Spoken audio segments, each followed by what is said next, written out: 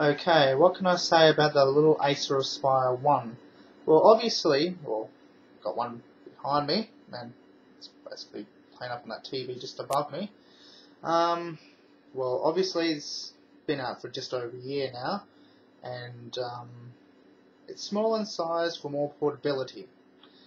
They come in a few different colours, and as for the OS, operating system of course, it comes with either Windows XP Home Edition or Olympus Lite, or they come standard.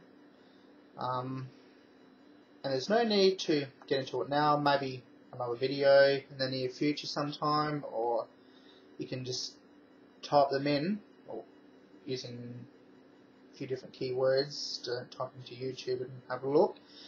As I just said, there's no need to go into it right now. And I believe they can do everything that a full-size laptop can do, but they have limitations. And they are, one, the screen. There's only so much you can do on that small little screen, as you can see in the background, that little tiny little screen.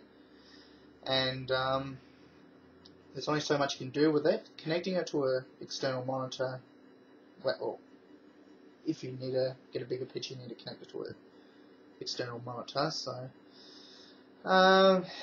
as for the RAM, it's no big deal because it's mostly going to be used for the internet, so not really designed for gaming or anything. So just mostly for internet. So now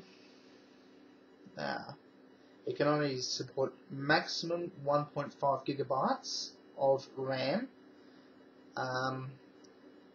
Okay, due to that size, obviously there would be no CD-ROM drive, because there wouldn't be need for a CD drive of that size, and if you do need one, you need to get yourself a USB version, so you can just play the odd CD here and there, and yeah. As for the speakers on it, they're not as loud as a full-size laptop's speakers, but they still get the job done.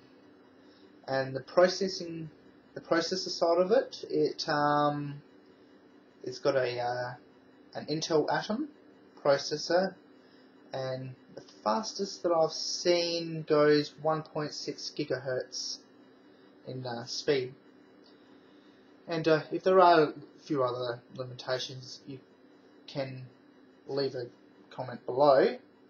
And what I've just mentioned before, I'm not picking on Acer in any way or for anything.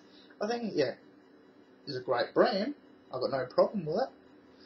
And I've had mine for roughly a year and had only one minor problem with the hardware, and okay, yeah, it's resolved after after a few days, and since then,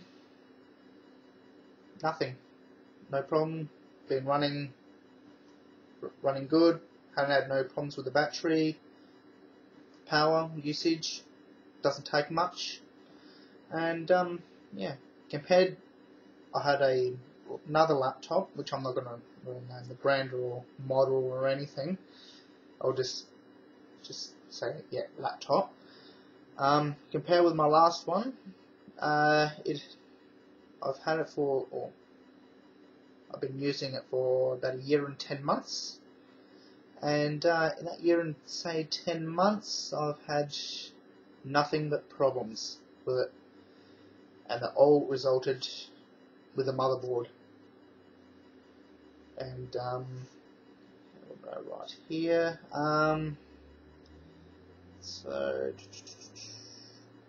I think it's not really the company's fault or anything that makes it, that made it. That it could have been that series of laptops could have been dodgy, or on a dodgy match or something.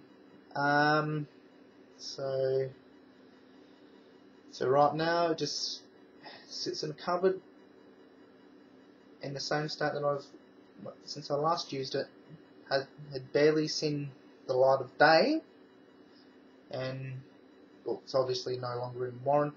It's now no longer in warranties, so, and never got around to getting it fixed because I knew it could happen again. So, okay, so enough of ranting on that one. So, and as for the Acer Aspire one, it's seen in the background right here. If anyone's got one, and you find any more, say for example, like limitations on or how well they like them, and yep, because with this one, I'm running Fedora 11 Linux, and you can't really see the screen too well because the camera is not really focused on it too well. So it's running Fedora 11, and yeah, it just runs it nicely. So okay, hopefully you enjoy my video, watching my video, and okay.